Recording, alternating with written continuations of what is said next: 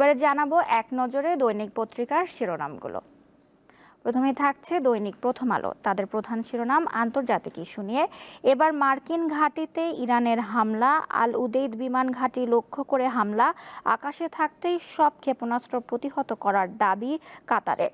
এছাড়াও হরমুজ প্রণালী বন্ধের অনুমোদনের পরদিন ফিরে গেল 5 জাহাজ। ইরানের সঙ্গে সংঘাত শেষ পর্যন্ত কোথায় গিয়ে থামবে, এটা একটি বিশেষ প্রতিবেদন দিয়েছে তারা। এছাড়াও আছে সরকার বিবৃতি দিয়ে দায় সারতে পারবে না বিশ্লেষণ। উপদেষ্টারা অনেক কথা বলেছেন, তবে মব দমনে জোরালো, দৃশ্যমান ও কার্যকর পদক্ষেপ দেখা যায়নি। এছাড়াও আছে মেট্রো রেলের টিকিট কাটার ব্যবস্থা সহজ হচ্ছে। তারপর আছে দৈনিক যুগান্তর। তাদেরও প্রধান শিরোনাম কাতার ইরাকে মার্কিন ঘাঁটিতে হামলা, কাতারকে সব ধরনের সহায়তার প্রতিশ্রুতি সৌদির। ইসরায়েলে ভয়ঙ্কর ক্ষেপণাস্ত্র হামলা, বিশ্বজুড়ে মার্কিন নাগরিকদের জন্য নিরাপত্তা সতর্কতা জারি। লড়াইয়ের শেষ দেখে ছাড়বে ইরানের উপপররাষ্ট্রমন্ত্রী খাতিবজাদে।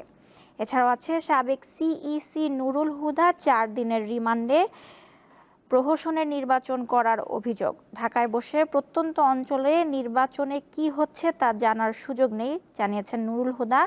আপনি শপথ নিয়ে কথা বলতে পারেন না। আদালত রাতে ব্যালট বাক্স ভরে রাখতে প্রত্যেক ডিসিকে নির্দেশ দেন তিনি। এরপর আছে দৈনিক সমকাল। তাদেরও প্রধান শিরোনাম কাতার ও ইরাকের মার্কিন ঘাঁটিতে ইরানের হামলা, বিজয়ের ঘোষণা নামে ইরানের নতুন অভিযান শুরু। তীব্র হচ্ছে সংঘাত, পাল্টাপাল্টি ক্ষেপণাস্ত্রের আঘাত। তেহরানে ব্যাপক বিক্ষোভ, কারা ফটকে ইসরায়েলের হামলা। শত্রু বড় অপরাধ করেছে, শাস্তি পেতেই হবে বলে মন্তব্য করেছেন আয়াতুল্লাহ আলী খামেনি।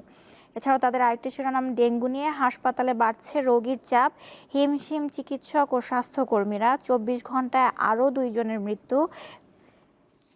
এরপর আছে দৈনিক আজকের পত্রিকা। তাদের প্রধান শিরোনাম মার্কিন ঘাঁটিতে ইরানের হামলা, কাতারে আল উদেইদ বিমান ঘাঁটিতে ইরানের ক্ষেপণাস্ত্র হামলা। ইরানের 6 বিমানবন্দরে ইসরায়েলের হামলা, 16 যুদ্ধ বিমান ধ্বংস।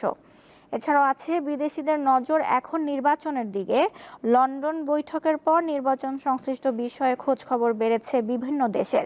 পরিস্থিতি জানতে বুঝতে পাঠানো হচ্ছে ঢাকায় কাজ করে যাওয়া বিদেশিদের। এছাড়াও আছে বিবিসির বিশ্লেষণ, ট্রাম্পই হয়তো ইরানি পরমাণু বোমার সম্ভাবনা বাড়ালেন। এরপর আছে দৈনিক কালের কণ্ঠ। যুক্তরাষ্ট্রকে কঠিন জবাব ইরানের, কাতার ইরাকে মার্কিন সেনাঘাঁটিতে হামলা। এছাড়াও একটি শিরোনাম অর্থনীতিতে আবারও ভয় ধরাচ্ছে যুদ্ধ।